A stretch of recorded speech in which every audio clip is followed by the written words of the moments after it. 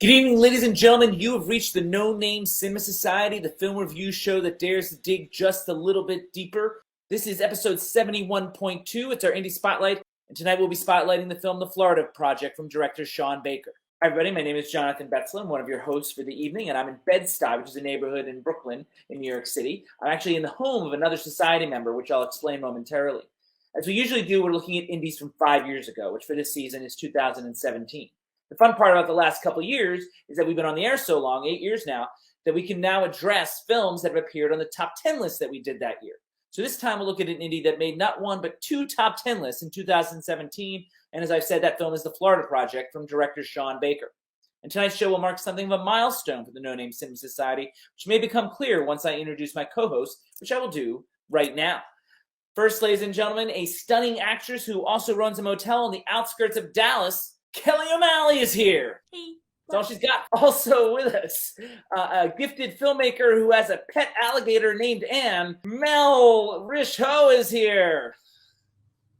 Hey, Mel, how you doing?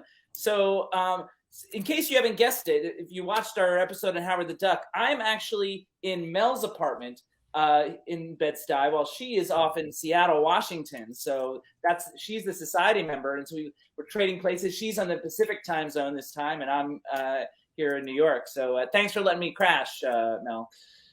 Of course. Thanks for watering the plants. And as I intimated earlier, this is a notable episode for us at the No Name Cinema Society, and I bet Kelly knows why. Because it's the first one we've done in a few months. Well, also, the first one you've done certainly in a long time, but it's also the first one where I am outnumbered by ladies. Oh, yes. I was going to guess that. Oh, God, I put on the spot. I just panicked. Well, you mentioned back a year ago when you first knew Mel was going to join, you had some worries about not being the only girl anymore. I said I'm the only girl. I have to bully my way in here. So here's the schedule for this, which has been our 71st series of episodes. We started, of course, with our current feature last Thursday. And tonight, of course, is our Indie Spotlight. And next Monday will be our 55th Sound Off, which I'm going to have announcements. Kelly and I are going to recast the films we wanted to remake from 1986. And I'm going to count down the top 5 Florida films of all time. And that's coming up in the Sound Off. And now it's time to see what we are drinking. I've got... I actually brought this into the house from this. Yes. We had a CMS here the other night. So I've got some Double Dog Double IPA here. Kella, what do you got? I have an excess energy drink in a wine glass. Oh, I don't know if that counts. I mean, it's affecting my mental capacity. I guess that's true. Mel, what do you got? I'm the worst. I have water. Yeah, you don't count. But also in a wine glass. Also in a wine glass. You know, us women. I guess they do like their wine glasses, and I like my beer bottles. Here's the drinking slide. So this is a drinking game that you guys, the audience, came up with. That you guys drink whenever we do these things. Anytime I say all-time contrivance, contrive, verisimilitude, or diegesis, you guys drink. Anytime Kelly makes fun of Devin, and Mel is new, so she doesn't have anything yet. Next time, Mel, hopefully you do some funny things. We'll add it to the slide. I'll try to be funny. Depends on the audience. The audience submit these things. All right, so now it's a trivia. This is what I said on the last Indie. I said we're going to continue our 27 Indies, and I said we're going to go back to our top 10 films of 2017 to a film that not only made my top 10 of the year, but Devin's as well. And I also said that the director of that film made a film that made Matt Polis' top 10 of 2021. Of course, the answer is The Florida Project. It was my number 5 film of 2017. Devitt had a number 4, and Matt Polis and Patrick both had Sean Baker's follow-up, Red Rocket, in their top 10 of this past year. So that's the trivia. It is time for summary, The Florida Project. 9-year-old Mooney and her young mother, Haley, live at the Magic Castle Hotel on the outskirts of Orlando, not too far from Disney World. Together, they have crafted a life in which they manage to barely get by the skin of their teeth, and there isn't much they aren't willing to do to keep their head above water. So the Indie Spotlights are a little different. The one who recommends the film has to present the film to others, almost like a dissertation. And usually that person is me. Normally, this is where I'd explain why I recommend the film. But as I said, I already talked about it on our show of the top 10 films of 2017, as did Devin. So why not let my 2017 self talk about it? So here, this is from our top 10 show on February 27th of 2018. Ladies and gentlemen, number 6 is The Florida Project. It's a film that affected me deeply in many ways, not the kind of emotions that you may think. It made me angry. It made me frustrated by the characters, not the execution. I think the cinematography is gorgeous. Top 5 of the year for composition as well as lighting. The film does a great job of inviting you into these people's lives, and in doing so, effectively addresses class, education, or lack thereof, feminism, and parenting. Easily one of the most thought-provoking films of the year. The ending was a little bit of a cop-out for me, but my heart was in too much of a vice throughout the film for me not to include the film on this list. Number 4, and he's going to be quicker this time, Devin. Well, I can be quick because we've already started the conversation about this movie. The movie is The Florida Project. We have synergy too, Devin. How about that? We do. We still agree on some things, JB. Not as much. I thoroughly love this movie. There were, the reason it's not higher than 4 are nitpicky things. I think like that, the ending. Well, I didn't dislike the ending. I know what you guys are getting at, in terms of it being perhaps less satisfying than it could have been. I don't need closure. I do need an ending. That's what I always say. And I don't mind it being open-ended, but it did not feel like an ending. I think there was a certain point to the Grace Note type ending that he put there instead of not necessarily more closure, but even just the kind of ending that you're talking about. I usually agree with myself. The interesting thing is there's one thing that I actually am going to pull back on, and that is my complaints about the ending. I felt a lot better about it this time, especially connecting it to the work of Truffaut in my mind. I actually didn't mind the ending as much this time. I'm a little more with Devin on that. So you guys were not on the show back in 2017. So had you guys heard of or seen the movie before being assigned for it tonight? I had, yeah. You'd seen it? Mm-hmm. Cal? I had seen the first half. I wasn't emotionally ready for it. Okay. But you watched the rest of it tonight? I watched the whole thing today. Yeah. Yeah. All right. For tonight is what I meant to say. All right. So it's Yeah. time for opening thoughts, 1 sentence review or less. And so, Kelly, you're the veteran, so you get to go first. It was magical.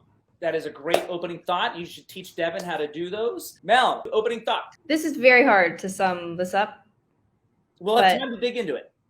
Okay. I think I would say torn. I feel very mixed about this movie, actually. Okay. We will dig into that. And I'm going to, I always like to start with the positive things. And, as you heard me talk in the clip, I was famously critical of Tangerine, Sean Baker's first film, and this is his second. But now that he's armed with a 35 millimeter camera for most shots, I would offer that this is one of the great directorial achievements of that year, 2017. So I'm going to start with direction. To me, it's a confident hand that shows such restraint, allowing scenes to play out naturally. The film feels remarkably unmanipulative, but hardly random. The use of wide shots in particular is breathtakingly perfect. They're not used enough, and in this film, they allow the environment to be as much of a character in the film as the kids and Haley. He almost seems to prefer to work with either non-actors or at least lesser trained actors, and has that rare touch to relieve them of that awkward self-consciousness that many less experienced people feel on camera.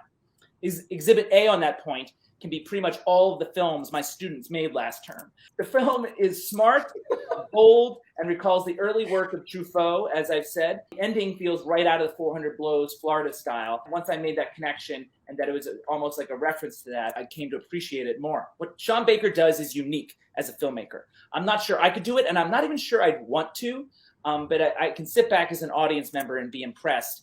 I think it's a very, very confident, steady hand to come out with a film like this. Mel, I'm going to start with you. Yeah, I mean, I actually feel torn. It's so weird because I'm like, and this happened to me the first time I watched it. I was like, I wanted to be in love with it and the direction of it. But I think watching it a second time, I realized most of my issues were in the first 20, 30 minutes of the movie. That is the point that in Devin's comments in the top 10 films, that's the element that he called out as being magical. Right. I know. Yeah, I thought that was interesting because I felt like there was this thing where the camera was being set up against a wall or something. I felt very aware that it was the camera had been set up in this wide shot and they're waiting for the kids to do something interesting and then they would use that. And I felt like there was just a lot of that where the camera's just kind of set up somewhere for the kids to be. And I don't know, but I felt like this shifted in the movie. Like as the movie went on, the direction became a lot more involved for me. And we were like down with her a lot more, trailing behind. And then found myself like feeling much more aligned with people as it went on in terms of direction. Like direction was like helping me feel that. Whereas at the beginning, I didn't feel it as much. And you're right, there are these like really bold wides. But I feel they didn't feel super connected to like character for me for whatever reason. But they were connected to Florida. Like in particular, it felt like it just sort of painted this world. Like in terms of world building, I think that's what Wide Shots created, and how they were small in this world of, I don't call it sleazy tourism, but I mean like it's like it's not a home almost to some degree. It just told me more about where they were living. Yes, you're right. And like I'm thinking especially there's like this one very long tracking shot from far away where all the kids are like running across the whole kind of complex. I thought this was such an interesting kind of bold shot. But in the moment I was thinking like, oh, I don't feel tied to character. And maybe this is also like a taste thing. This is not my kind of movie that I tend to like a docu style sort of. I tend to really like scenes where like dialogue is important and like there's a clear shift that happens and like, you know, just like kind of a very traditional scene always tends to be my preference. So it's really my preference to make, and I think that was the point I was sort of making at the end of my discussion, is like I couldn't make this and wouldn't want to. Right, yeah. I think something about the direction had a cumulative effect on me, and both times, I mean, I like sobbed at the end of this movie. There's something cumulatively happening to me, and the shots don't really bother me towards the end of the movie, but I had that feeling again the second time watching it at the beginning, feeling like, okay, we're just like waiting for kids to do things. Yeah, I'm like surprised by my own critique here because I'm like, I don't think I could ever make this movie, and I have a lot of respect for it. I think that's the only way to make this movie with these kids, you know, was to do that, is to set up. And from a docu-style point of view, what I appreciate about it is it's not handheld. I feel like handheld is sort of this artificial way to represent, here we go, verisimilitude. And I didn't plan that one, but it just sort of came out naturally. Did someone applaud? Or I like getting applause. Don't get me wrong. But thank you, Kelly. More than anything, I like positive reinforcement. So yeah, I feel like that's how you do this movie. And for whatever reason, and we'll get to this momentarily, he's choosing to work, with the exception of Willem Dafoe, with non-actors. And I feel like by making that choice, you know, like if he was doing coverage, they wouldn't have be able to recreate some of the things that they're doing. Would be a little more artificial. Right. And I don't know why he feels the need to do that. That's just him. That's his style. That's what he's interested in. But I have too much respect for the craft of acting to be able to do it myself. You know, there are a couple films that do it well. 400 Blows from 1959 is another. Of course, we discussed that in our 1959 review. Another one, you know, from my college roommate, Pete Sollett, made a short called 5 Feet High and Rising that later became the feature film Raising Victor Vargas. He did a good job in the short. The feature film didn't work out so well. So Kelly, direction for you. I normally like things more polished, but I was really captivated by the style and like specifically like the kind of documentary like feel. I thought it really worked, and probably because it gave the kids more freedom. It also really created for me like the world, the idea of these kind of long days where like these kids are just playing and like there's not like structure. It felt to me very like representative of that. I was kind of just taken with it. But I will say the first time I tried to watch it, I wasn't. And I felt like this is kind of slow and I'm not really following. But then this time I was just really taken with it. And I enjoyed the pacing of it. Once it clicked in my brain that this is like a documentary like style, then it felt this is working. The other thing that's not my notes that I'm thinking about now is the ending itself, because it's become a thing. Like, I don't remember making such a big deal about it in the top 10, but then we saw that clip and I did. So where are you guys on the ending? Because I clearly have shifted on this. I was shocked that it was just over, but it was really effective. We had this last little moment of them trying to stay in that childhood moment. It was kind of just disorienting, like the style changed. And like that is the one place where they do handheld. He shot it on an iPhone. Lots of childhood and a tragedy. It works for me. It was shocking, but I think it was meant to be, like just the abruptness. Well, yeah, and also like the idea of going from one magic castle to another. They've almost made it to this fairy tale, but like the reality is there's no fairy tale for these people. Do you has anybody seen the 400 Blows? Truffaut, Mel has. So you have a little sense of what I'm talking about in terms of this ending. This ending of escape. Yeah. Oh, I don't remember how that ends actually. He escapes. He's at a school for boys, like which is basically a little Yeah. prison, and he winds up escaping to the sea. So Mel, where are you at with the ending?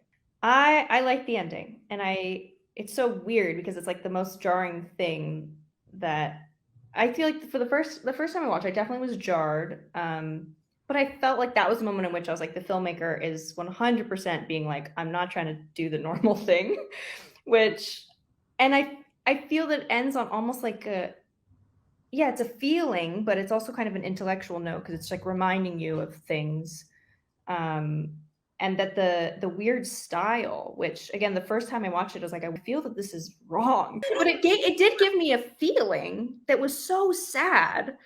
And I think it's like because it feels like those YouTube videos of like families at Disneyland or something. It's like these kids surrounded by so much like pain and brokenness will create their own magic. Like they will, and they're able to live in kind of a place where they're understanding and dealing with things differently. For some reason, I think the like grainy, weird, like style of it made it even sadder and more effective. This next section is about performances, which is a little complicated. So I'll start with the easiest one from a certain point of view. I'll start with Willem Dafoe, who is one of the most important actors to this show, The No Name Cinema Society. This is the 5th film he's been in that we've reviewed, tying him for 2nd place all time, starting with Murder in the Orient Express in episode 44.1, The Last Temptation of Christ in episode 54.3, Motherless Brooklyn in episode 57.1, and Spider-Man No Way Home in episode 68.1. This being an indie spotlight also makes him the only actor ever to have appeared in a film that has been reviewed on a current feature, indie spotlight, and a classic. The never ever for us at No Name Cinema Society. Also, he has appeared on more top 10 lists than any other actor in the show. 10 appearances on top 10s, whether it be from 2017, 2018, 1990, 1988, and that includes the 2 in 2017. And of course, Kelly said he should have won the Oscar in 1986 for his work in Platoon. For The Florida Project, he received the 3rd of his 4 Oscar nominations, losing to Sam Rockwell in 3 Billboards. I myself was in the Richard Jenkins camp that year. But still, this is a good, layered, and crafted performance, which feels like a nice touchstone in a movie that tends to play things a little more loosely. He fits in that world just enough, but he's still making choices. Is a moment of real heroism and really fills this guy with such life. It's some very, very nice work. Fell short of my top 5 supporting actors of 2017, but I still thought he was excellent. Let's go to our resident actor, Kelly, Willem Dafoe. He's excellent. Like you were saying about his choices, I was like taking in how he chose to type on his keyboard. I was thinking about that too. Go, Willem Dafoe. Yeah, it's so specific.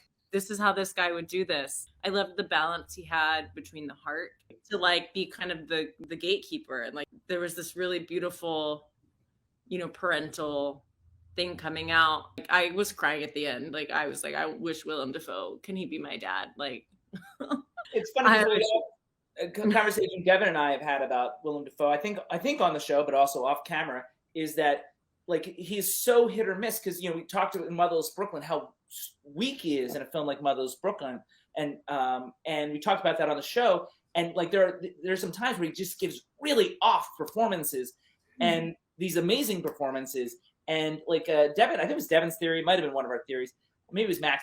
That he's what's so interesting about him is he makes such big swings, and when you make such big swings like that, sometimes you miss. And I think that's what makes him so interesting as an actor. Is sometimes like I'm just like, what is he doing? He just doesn't seem to fit in the world, and sometimes like nails it. And this is one to me who nails. Mel. Amazing. Yeah, I think what Kelly just said is so true. Like I believed him 100%. In this movie, he's just so human as opposed to Goblin. Like, Goblin is human. What's great about him in No Way Home, like, and I think could Devin agree with this? I think Kelly will as well. He finally figured out the Goblin because the original 2002 Goblin was a little much. By No Way Home, like he really infused this guy Norman Osborn with such life and reality. That's what's so interesting about him as a villain. He just felt so real to me. My favorite scene is the scene where he's like moving that ice fridge with his son. That was such a scene that had like a real shift, and like it was just such an insight into his humanity and his life. And I'm so glad we got that, which I guess is a screenplay thing. But like, the two small scenes with his son I really, really loved, and they felt very different. And I was wondering as this was happening, I was like, I love this scene. I love all the scenes. Is this because I love like the feeling of a trained actor? Or are they shooting this? Is he shooting this differently too because he's a trained actor? But I don't know. Think shooting it differently. I don't think he was shooting it differently. So maybe it's just the performance, but also I wondered, which I haven't done any research on this, but like how much of this movie was improvised versus written. Felt very improvised. I don't know if it was. Well, let's put a pin in that, obviously. Okay. Yeah. Section. I have an answer for you. I'm sure. I assumed you would. But it is a good segue to start talking about some of the other actors here. On the Oscar preview in 2017, James Monaghan said Brooklyn Prince should have been nominated for a Best Actress Oscar. And child performances in general are tricky. And as effective as the performance is, and I agree that it's effective, I lump this in with Antoine Duanel in the 400 Blows and Victor Rassouk in the short film 5 Feet High and Rising that my roommate made back in college. And Victor Rassouk is now a working actor in Hollywood. He was in 50 Shades of Grey and other things altogether. But when he was just a kid, Pete, my roommate, just picked him up off the street and shot him doing things similar to how Sean Baker's doing this film. And so, he just captures them being themselves, more or less. It's funny that my notes say this, more or less like a documentarian. See, you did know. So to me, this is a performance that's less about acting choices, like it is in child performances like Henry Thomas in E.T., Haley Mills in Tiger Bay, or Tatum O'Neal's Oscar-winning work in Paper Moon. It's wonderful. I don't think it's as being about the craft of acting as some of those other child performances are. And it's a tricky balance. And I know what I'm saying. I'm not sure if I'm communicating it clearly. So once again, I'll go to our resident actor to see if I'm making any sense. I think you are. I was aware that these kids were probably improvising a lot, and he was getting them to be kids as opposed to like, here are your lines and you're going to do the scene. I felt like so much of like the joyfulness that was captured felt very improvised and felt like getting kids to be kids. A pet peeve of mine is when people write kids and they don't sound like kids. It's really impressive when that happens, I think, but also how much of it is a writer being smart enough to let a kid take it. And that's what I'm saying. It's effective. And those other performances that I mentioned, Antoine Duanel in the 400 Blows and Victor Rassouk, I mean, like, they feel so alive. It's great to watch. A lot of people maybe misunderstand and think that like, oh, these kids are great actors, and I'm not sure that's exactly what they are. Because I feel like Sean Baker making a choice that got the best out of them. I think they were directed well. I think they could go on. I think they could go on to be good actors with training. But like, I think, because you have to like supplement what you lose as you become adult, what you lose as a kid. Mel, Brooklyn Prince. Yeah, I think I agree with what's been said.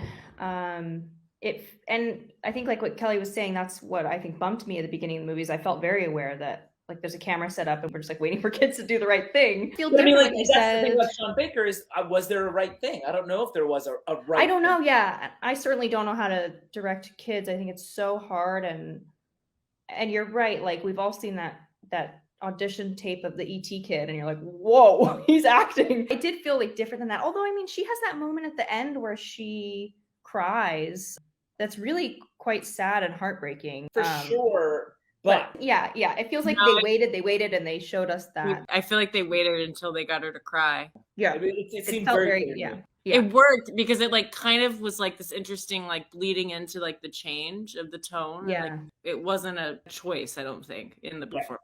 And thank you for using that word, because I feel like that's the differentiator between the Willem Dafoes of the world and everyone else in the film. Like, not that it's bad, it's just hard to evaluate his performances. And I think after the film, everyone wanted to cast Brooklyn Prince in their film, and I'm not sure that worked out as well. Right.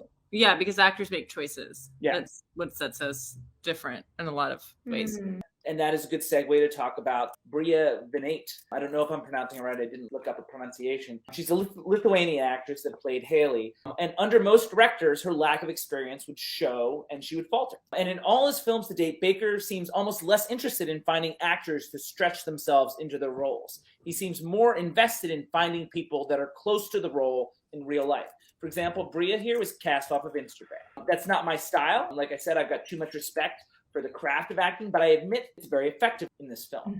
I am skeptical as to Bria's range, but she does fit this part nicely, and I don't really have many false notes as far as she's concerned. A trained actor might have offered further insight into the depth of that character. I'm not sure I got that from Bria.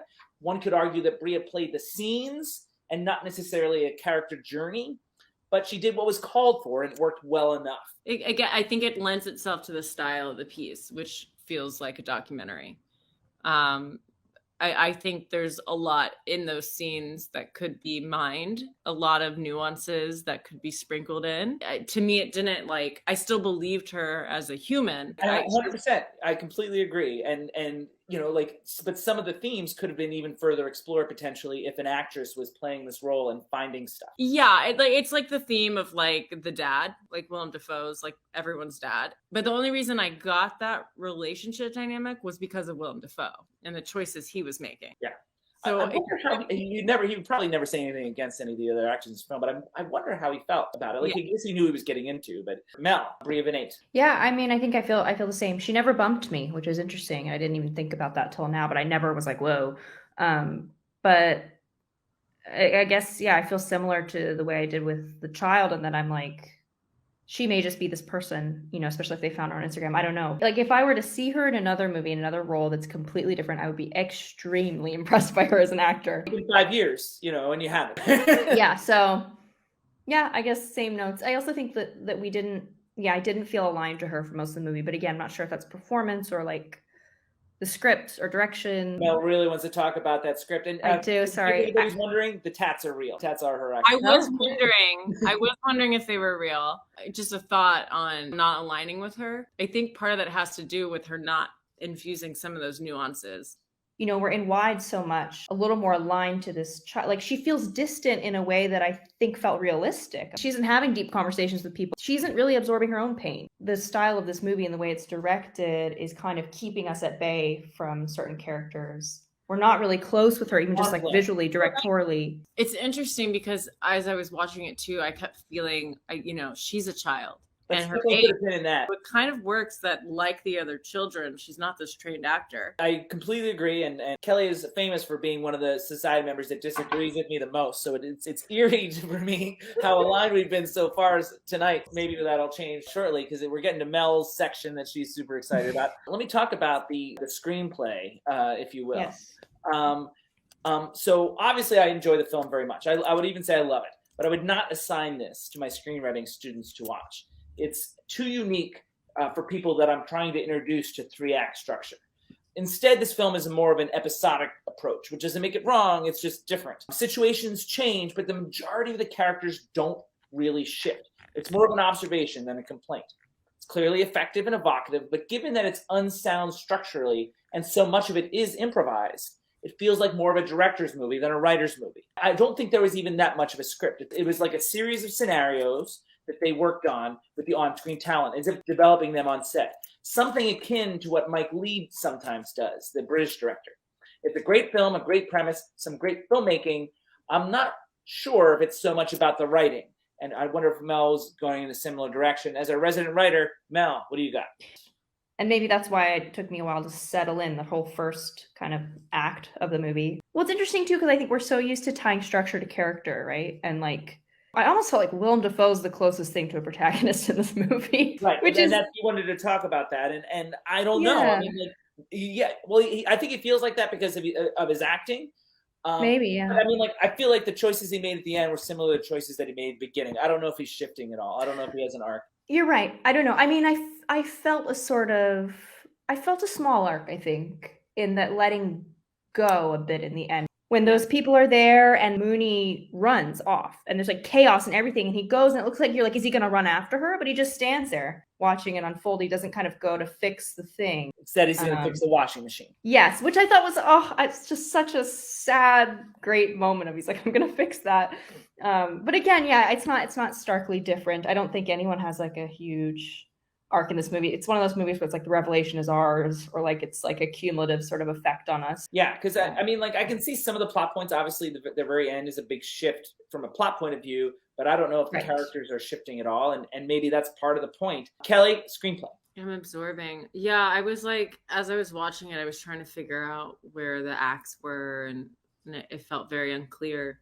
And I do agree. I think Willem Dafoe did have the biggest arc in that, you know, because there's the scene where he does run across the street after them to help them. But by the end, when you do expect him to run after her, he doesn't do that. It's like the parent letting the kid go. And Yeah. I can't actually help anymore. He's done everything he can to help this girl. Yeah, I guess the more I think about the Willem Dafoe thing, even though it's not huge, I do feel there's an arc, and it is very tied into the T word. But the plot point of her being reported, from Willem Dafoe's perspective, it's like he's not the one who does that, which I guess would have been an even more dramatic like shift in his character. But he instead is almost trying to help them, although, yeah, like from a parental view of like him parenting even Haley as a character, you know, he's kind of protective. But when this unfolds, I think something inside of him realizes this is actually what she's doing is not right and not good for this younger child. And he has to let this consequence unfold. I think he feels as conflicted as maybe we do. In that sense, he's more of an audience member. Yeah, you're right. The arc is ours. That to me is a great segue to the T word. Here yes. we go. This is where we talk about themes. This could get very feisty, but we'll see. Historically, Kelly and I see themes differently. This film in particular may be hard to fit into a general paradigm because of its more free structure. And I talked about some of the themes on the Top 10 2017 show. I'm not going to introduce anything new here. That's basically those same themes that I talked about. And this one is the main one that's come up a couple times already. Parenting, child rearing, and childhood, if I can lump them all together. I think what we've all sort of intimated is that it's more complicated than it may seem on the surface. Certainly my mother and the authorities would be very quick to judge Haley, but it doesn't feel like the film really does. The film takes great pains to highlight the joy that Haley brings to Mooney. It was Kelly that actually talked about how clear it is that how much Haley loves Mooney. She's not like Amy Ryan's character in Gone Baby Gone, for example. Haley cares. Does she care about her child more than she does herself? I don't know. Does she teach the child a lot of habits that probably won't do Mooney well in life? Yeah, probably. Should the authorities be brought in to take the child away? That's really gray, and I feel like that is the same conflict Willem Dafoe is having that we were just talking about. I think it's interesting that I often felt like Haley herself was just a child. And that's in my notes, but Kelly brought that very point up earlier. Think of the scene where she vindictively jumped on the floor to annoy her downstairs neighbor. Perhaps this idea suggests a pattern of parenting. You know, a pattern that perhaps Haley's parents weren't much better than she was. That's how she got the understanding of being a parent. Furthermore, I also thought it was interesting that it seemed to connect with an idea that we discussed in our review of Captain Fantastic in episode 68.2, the concept that it takes a village. Yes, the parents are the first line of defense for their own children, but I think the film reminds us through Bobby or the grandma at the other hotel that on some level we are all responsible for helping to shape the next generation because that is the likely step one towards improving the world at large. And we've already talked about how Bobby's not only helping inadvertently to parent the kids, but also Haley as well, who herself was a kid. It's a very complicated situation, but I don't think the film has answers per se, which is part of what's interesting about it, because a lot of times films will have suggestions or have like, this is the way it is. This is more of an exploration. You both have brought this up. I don't know where to start. Kelly, I guess we'll start with you. Like you could see this film being done where it'd be so easy to judge the mom, to judge Haley, but Haley's just a kid too. And Haley's doing the best she knows how. Yeah, she makes some selfish choices, obviously. It comes down again to like the circumstances people get into. They can't bring themselves up out of them. She was doing what she could to take care of her child and herself. And yes, it's harmful to Mooney. But like, what else was she gonna do? It's a good segue to my next theme, but I need to give Mel a chance. Yeah, I think it's probably like the most clear theme. I think I agree with everything that's been said, and especially about this movie in all regards being like an exploration and not really saying something. I was not excited to watch it again.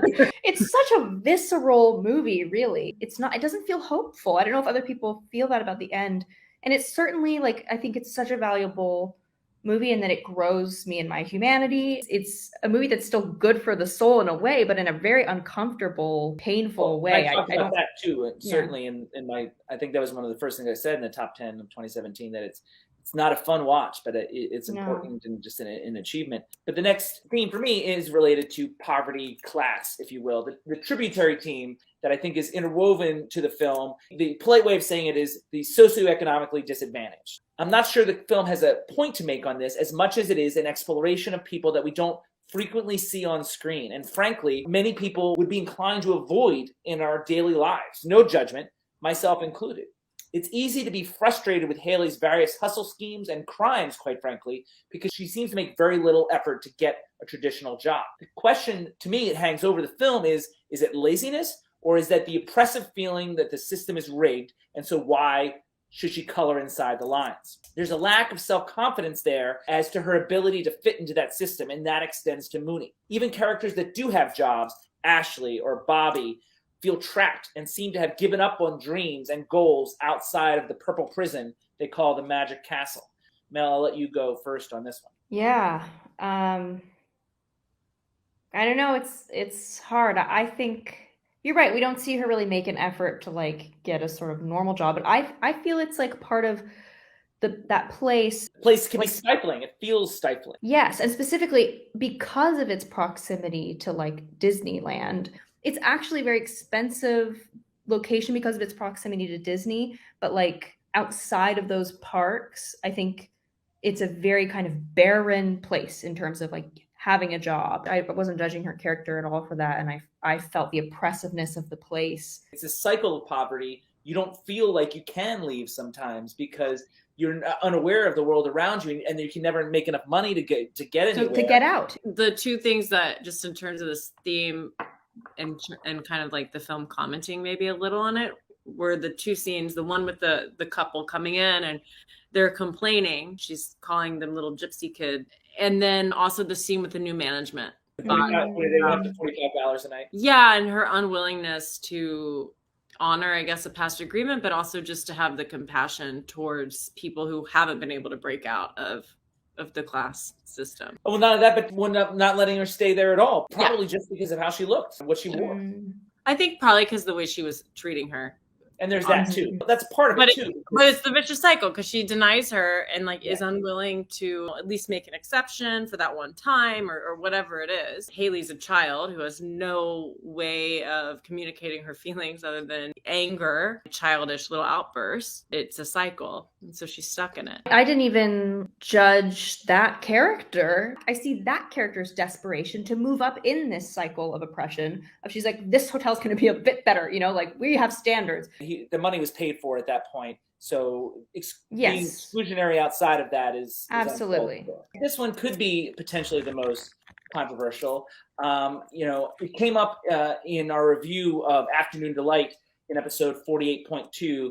But that was a show with two men. And I talked a little bit in the 2017 top 10 about feminism, but really, to drill it down, it's really more about sex work. I saw this film with a former sex worker who felt strongly that was another aspect to this film.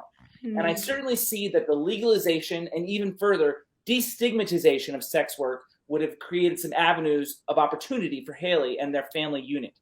That does not justify involving the child as she did or ripping off the tourist. If what it seems to be her main source of income weren't criminalized, perhaps those tactics wouldn't be necessary. If Haley or any other woman makes a choice to earn money in a certain way and do it safely, who is the government to say that it's wrong? Historically, sex work is directly connected to women's equality in this country. In the early days of westward expansion in the United States, cowboys, ranchers, chain workers, etc., were almost all men. So some women saw a business opportunity. They moved west and opened brothels. And by fulfilling a need, they made a good deal of money, and that money got them power. For example, the first state to allow women to vote was Wyoming, because the sex workers had the money to lobby for it. And the first woman governor in the country was also in Wyoming, herself a former sex worker and madam. The criminalization of sex work could be construed as a form of oppression of women, robbing them of their choice under the guise of protecting them. Mel, sex work in the Florida Project.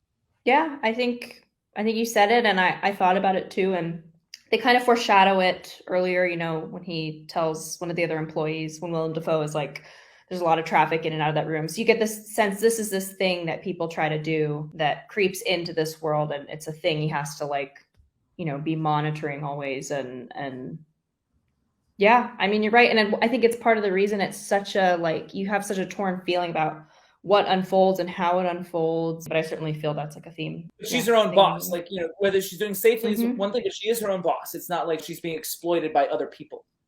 She's in Yeah. charge of it herself. Kelly? Yeah. Yeah, I agree with everything that's been said. It's actually really fascinating. I did not know that about Wyoming. Who's to say she can't do that to make a living if that's what she wants to do? It feels very unfair that that happened. And she was being judged as a person based on that. That feels unfair to me too. The law was made to protect women. We can think of another law that was supposedly made to protect women that's robbing them of choice. It seems weird to connect the two, but like there's parallels, certainly. She should have the right to make those choices for herself. The judgment was really hard to watch. Like when her former friend was like, everybody knows, what a horrible thing to like be doing everything you can to survive and then be told that's the only thing people now view you as, and that they hate you for it, or essentially hate you for it, or they judge you for it. They look down at you. It's awful. Kelly's gonna make me cry more than the film did. Mel. No, I agree. I agree with everything. Yeah. All right, cool. It's time for closing thoughts. If anyone's got it, we covered a lot, but Mel, you get to go first. Anything you want to wrap things up with? Honestly, I'm very glad. Like I said, when I saw this is what we were discussing, I was like, oh no, I have to watch that movie again. But I'm really glad. I'm really glad I watched it again. I'm really glad we had the chance to discuss it. I think there's so much to discuss. I still don't think I could encapsulate my feelings about this film in like one sentence. Like it's just hard. But we have think to we talk all about agree it for about an hour. Yeah. It's not an enjoyable, fun watch, and doesn't even feel like a hopeful one, as I said, which is weird for me to really appreciate a movie that doesn't make me feel hopeful. But I still think it's really important and really impressive, and it's struck me deeply. It made me feel a lot, and so major respect for the movie. Kelly, closing thoughts. I think this movie, I'm really happy to have seen it. It's going to stay with me for a long time. Okay, cool. Well, I'm glad that worked out. Next up, however, on Thursday will be our classic movie discussion. Back to the world of Bond for the fourth time on this show. We're going to review Goldfinger from 1964. And with that, ladies, say goodnight. Good night. Good night. Ladies and gentlemen, this meeting of the No Name Cinema Society is adjourned.